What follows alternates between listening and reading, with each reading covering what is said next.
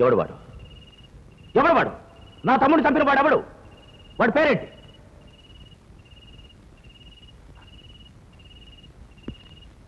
నేను రాను రానని వాడు ఎంతగానో చెప్పాడు.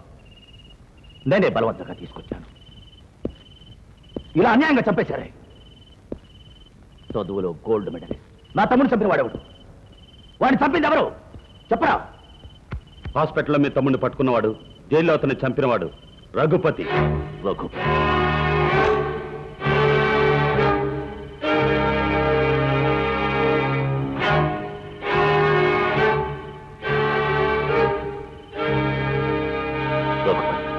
ఆంధ్రప్రదేశ్ నుంచి మనం తప్పించుకుని పోయేలోగా నిన్ను నీ కుటుంబాన్ని నాశనం చేయకుండా వెళ్తే ఈ శివప్రకాశం నిజమైన తీవ్రవాదే కాడు.